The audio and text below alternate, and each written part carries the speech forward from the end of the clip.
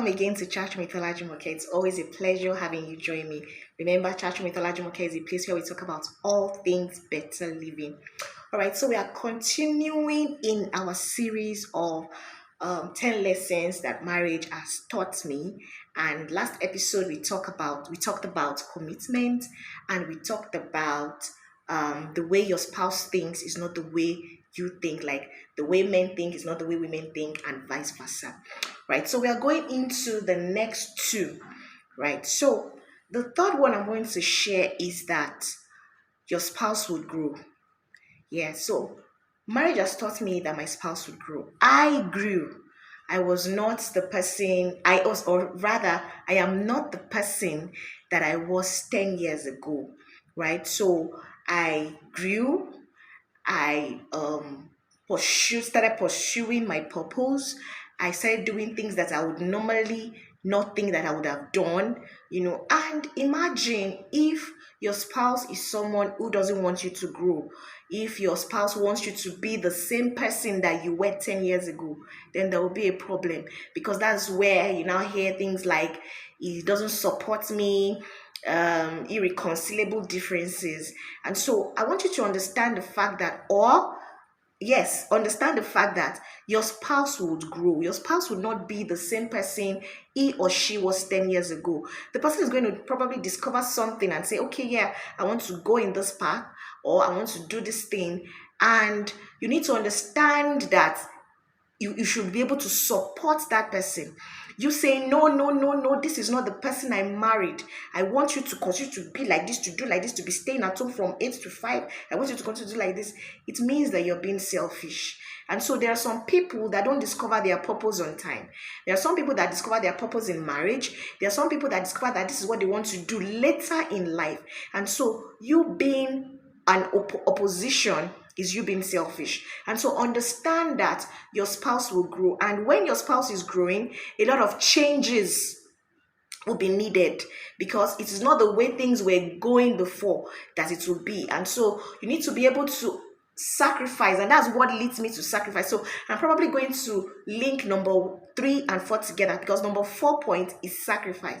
So you should be able to sacrifice. So if you have been the one who have been going out and been doing things, and your spouse was the one who was staying around and now discovers her purpose, or discovers that she wants to start doing, he or she rather wants to start doing something, you need to sacrifice. You need to be able to bend.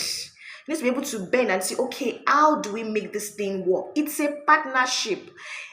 I want to say this, that marriage is not the work of the wife alone, or raising children is not the work of the wife alone. It is a partnership. So the man should be available as much as the woman is available. If the man is the breadwinner, and it will not probably always be around, at least the time that you're around, you should be able to help. It is a partnership. And so when your spouse discovers, okay, I want to start doing this, or I want to start working again, or I've dedicated a certain part of my life to this, now I want to do me. Can you sacrifice? Can you bend and make things work? Don't be rigid.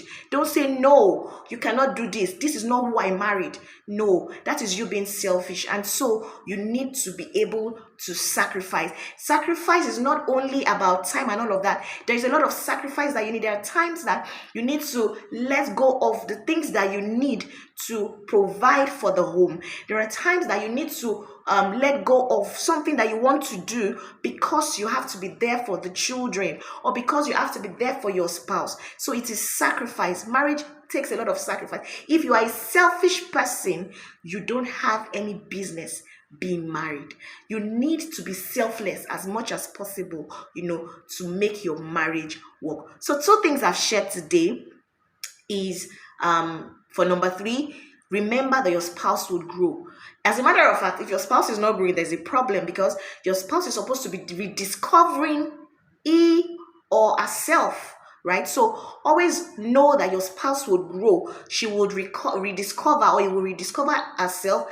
We evolve. We are human beings and we are evolving. I'm not the person, like I said earlier, that I was 10 years ago. I am a different person right now. And so remember that you are evolving. So it's selfish for you to say that you are evolving and you don't want your spouse to evolve. So remember that. And then the fourth thing is sacrifice. So you need to be able to sacrifice. Marriage is a partnership. It's not the work of the woman alone, or it's not the work of the man alone. It's a sacrifice. There are some times that you need to let go of some things to make it work. And I want to say something for the men, right? So there are times that the women need maybe one day of a month, or one day out of a year, or 2 days out of a year. Don't say, no, I have a meeting scheduled, or no, I have this thing I want to do. Don't say that. Try as much as possible to make it work. It shows how much. You can't just say that you love somebody by mouth and you're not ready to take the action.